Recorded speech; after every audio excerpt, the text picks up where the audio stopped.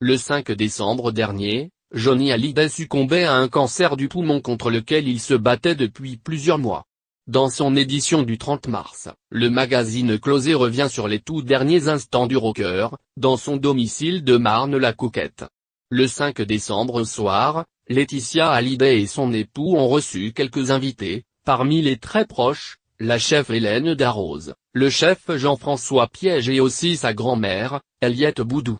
Les invités sont sur le point de prendre congé lorsqu'ils entendent de l'agitation dans la pièce où vit désormais Johnny Hallyday, trop faible pour monter les escaliers. Autour de lui s'activent 2 infirmières et un médecin qui rassurent rapidement Laetitia Hallyday d'un simple « on s'en occupe ». Le rocker aurait simplement voulu monter dans son fauteuil, vraisemblablement pour rejoindre ses amis. Ce fut ses tout derniers instants. Quelques secondes plus tard, il levait les yeux au ciel, et s'en allait. Il est 22h30 lorsque le médecin sort du bureau pour déclarer à Laetitia Hallyday c'est fini. L'épouse du rocker s'effondre, ses jambes ne la soutenant plus sous le poids du choc et de l'émotion. Elle est transportée sur le canapé, à demi consciente. Entre plusieurs sanglots, elle implore de voir son mari. « Je veux le voir.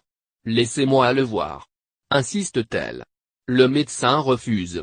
Il a besoin de quelques minutes pour faire les dernières constatations et officialiser le décès du rocker. Plusieurs minutes plus tard, Laetitia Hallyday peut enfin rejoindre son mari. Elle se précipite vers lui et s'effondre, accablée de douleur.